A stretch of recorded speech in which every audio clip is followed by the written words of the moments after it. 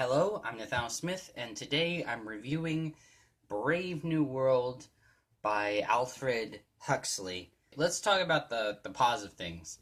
There's some pretty surprisingly well handled predictions that this book makes before a lot of things became commonplace as it is today. Like helicopters and televisions, he references in a book in the 30s, mind you, a book in the 30s. This was way before television and helicopters became what they are now.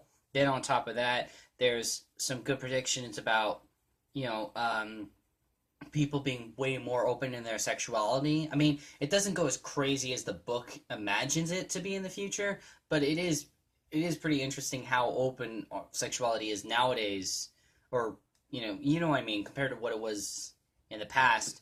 And the book does kind of predict a more open sexuality than what was commonplace when he was writing this book.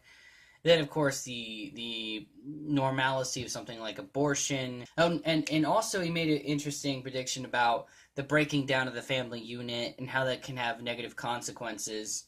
And like I said, he was writing this in the 30s, so it's really interesting to see that mixed in with the idea of everyone being cloned and no one actually having like a family at all, and being conditioned at birth by a lot of hypnosis sort of stuff, but with done very young in a child's life, all the way to by the time they're adults, that it's ingrained in their head.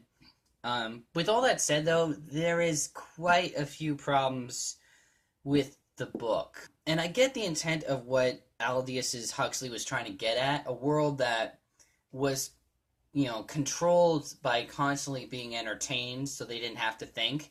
But the problem is, it doesn't really work. It's still trying to be a dystopian, even if it is a utopian dystopian. But the problem is, there's no real sense of danger or threat. I mean, other than one scene towards the beginning of the book where we see these babies being tortured to condition them the way the government wants them to be conditioned. Other than that, and one little reference to the police stopping a near riot situation, there's no real sense of threat or danger. And the government's so lax with their control, it's ridiculous. The fact that they would let someone who isn't supposed to be let out of a reservation-like area is absurd. And it doesn't really make sense. If you don't want anything to harm your dictatorial government, you shouldn't be risking something something that could easily rock the boat like that. Yeah, it's problematic. I do think it's interesting read. All I gotta say,